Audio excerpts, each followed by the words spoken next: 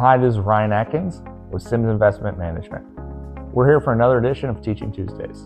Today's topic is dividends. Let's dive in.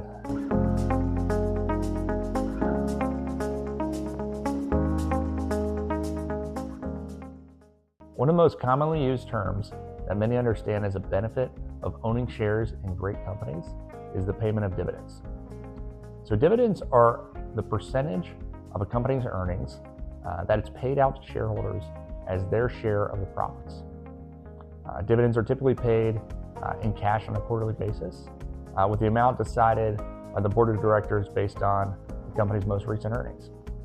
For example, a company's board of directors decides to issue let's say an annual 4% dividend per share.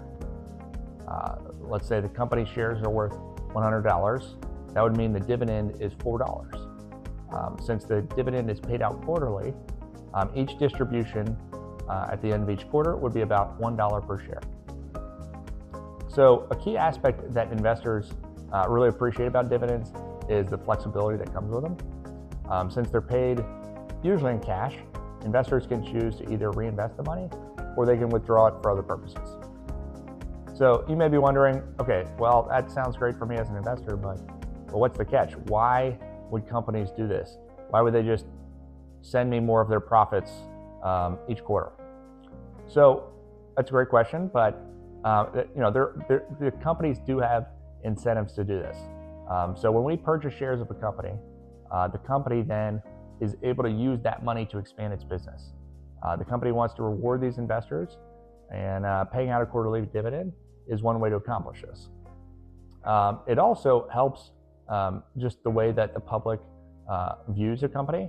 A company that pays out a dividend is often viewed as a positive light, since consistent dividend payments, shareholders, it just shows that the business is performing well, which also helps maintain investors' trust.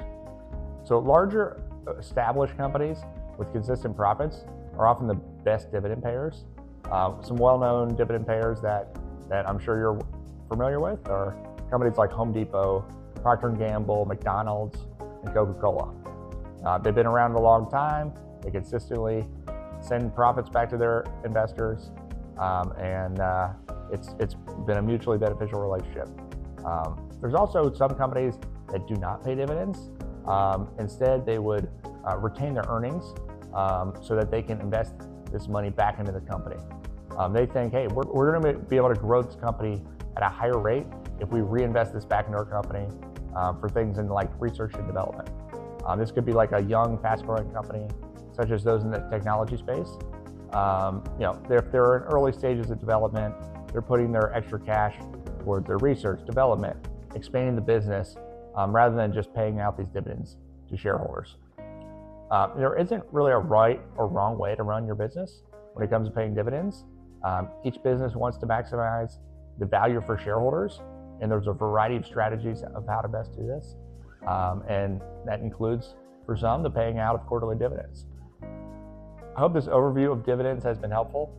Please let us know if you have any questions on this concept or anything else pertaining to your financial plan.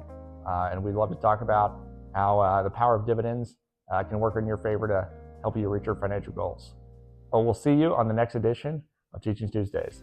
Till next time.